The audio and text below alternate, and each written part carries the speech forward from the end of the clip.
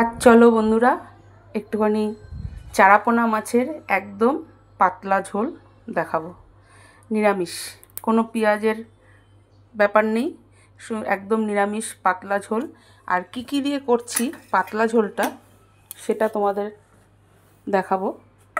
দেখো, এখানে নিয়েছি লাউ, লম্বা লম্বা সরু সরু করে কেটে নিয়েছি, পটল, টমেটো, দেখো ঝিঙে পাতলা পাতলা করে কেটে নিয়েছি। আর এখানে আলু একটু ভাপ দিয়ে নিয়েছি, ভাপ দিয়ে সেদ্ধ করে নিয়েছি। আর এটা দিচ্ছি পাতলা ঝোলের মধ্যে। এটা বলো কি? তাড়াতাড়ি তাড়াতাড়ি কমেন্ট করতে হবে কিন্তু বন্ধুরা, এটা কি জিনিস একটু কমেন্ট করে আমাকে জানাবে, অবশ্যই কিন্তু জানাবে। আর খুব তাড়াতাড়ি কমেন্ট করতে হবে, ঝটপট করে কমেন্ট করতে হবে এটা কি কি দিয়ে আমি পাতলা ঝোলটা করছি। তা চলো ভিডিওটা শুরু করা যাক। এবার শুরু করি ভিডিওটা। সবার প্রথমে দিচ্ছি তেলের মধ্যে গোটা জিরে,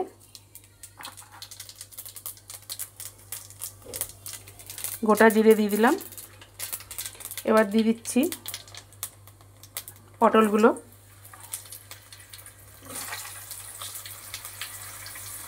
এই জিনিসটাও আমি দিয়ে দিচ্ছি তেলের ওপর। আচ্ছা, টমেটোগুলো আমি দিয়ে দিচ্ছি।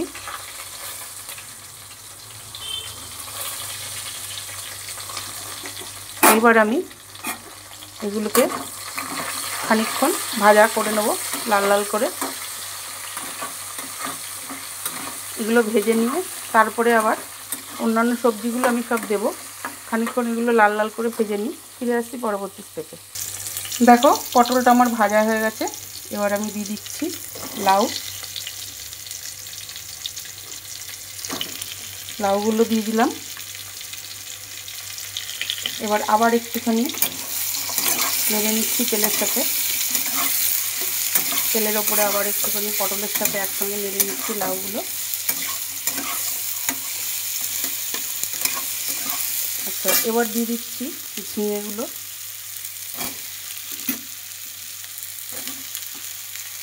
এই পাতলা ঝোলটা খেতে বন্ধুরা খুব সুন্দর হয়, অসাধারণ লাগে খেতে পাতলা ঝোলটা। সবসময় তো রিচ ভালো লাগে না, আর সবসময় পেঁয়াজ দিয়েও ভালো লাগে না খেতে। ওই জন্য আজকে সব রকম সবজি ঘরে ছিল, আমার কর্তা সব রকম সবজি এনে রেখেছে। আমি ভাবলাম চলো তাহলে সব রকম সবজি দিয়ে একটু পাতলা ঝোলটা রান্না করি চারাপোনা মাছের। আর চারাপোনা মাছগুলো দেখো ভেজে রেখেছি, একটু বড় বড় সাইজের চারাপোনা মাছগুলো রয়েছে। এবার আমি আলুটাও দিয়ে দিচ্ছি। আলুটা একটু ভাপ দিয়ে সেদ্ধ করে নিয়েছি, আলুটাও দিয়ে দিলাম। এবার আবার নেড়ে নিচ্ছি, একটু গ্যাসটা কমিয়ে দিলাম। আচ্ছা, মশলাতে কি কি নিয়েছি দেখাচ্ছি। আদা গ্রেট করে রেখেছি, শুকনো লঙ্কা কাঁচা লঙ্কা পেস্ট। এবার এর মধ্যে দিচ্ছি পরিমাণ মতো নুন। এবার দিচ্ছি হলুদ,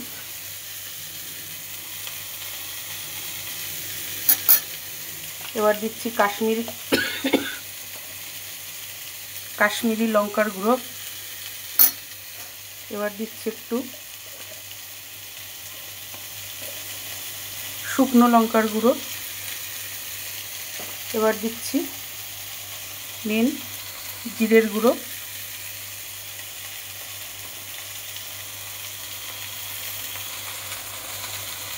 এবার দিচ্ছি ধনের গুঁড়ো। ধনের গুঁড়োটা আমি অল্পই দেবো, 1 চামচে। এবার আমি বাটিটার মধ্যে জল দিয়ে এগুলো গুলে রেখে দিচ্ছি, গুলে রাখছি। এবার এর মধ্যে দিচ্ছি চিনি, পরিমাণ মতো চিনি দিয়ে দিচ্ছি। এবার এগুলোকে মশলাগুলোকে ভালো করে বাটিতে গুলে নিচ্ছি। ততক্ষণে আবার সবজিগুলো একটু ভালো করে নেড়ে নিচ্ছি। খানিকক্ষণ নেড়ে নিয়ে কষানো হয়ে গেলে তারপরে আমি মশলাটা দেব। এবার আমি কড়াইটাকে ঢেকে দেব। ঢেকে দিলাম। ফিরে আসছি পরবর্তী স্টেপে। এবার দেখো বন্ধুরা, আমার সব ভাজা হয়ে গেছে। এবার আমি মশলাটা গুলে রেখেছিলাম, সেই মশলাগুলো সব দিয়ে দিচ্ছি। বাটিটা ধুয়ে আবার একটু জল দিয়ে দিচ্ছি।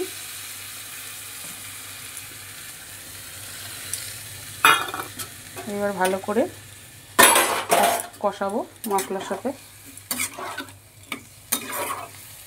আবার একটু কড়াইটা ঢেকে দেবো। ভালো করে একটু কষিয়ে নিয়ে তারপরে আমি জল দেবো। ফিরে আসছি পরবর্তী রান্নায়। দেখো বন্ধুরা, মশলার সাথে আমার কষানো হয়ে গেছে সবজিগুলো সব। এবার আমি জল ঢেলে দেবো। যেহেতু পাতলা ঝোল, একটু জলটা বেশি দেবো। দিয়ে দিলাম।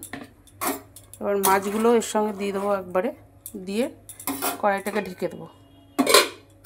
এবার মাছগুলো আমি সব দিয়ে দেবো। মাছগুলো দিয়ে দিচ্ছি। জলটা ছিটে গেল।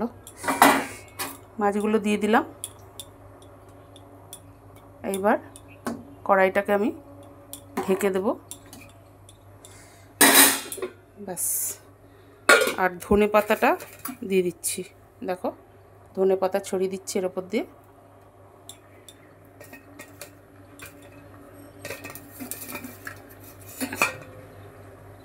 দিয়ে দিলাম ধনে পাতাটা পুরো ছড়িয়ে।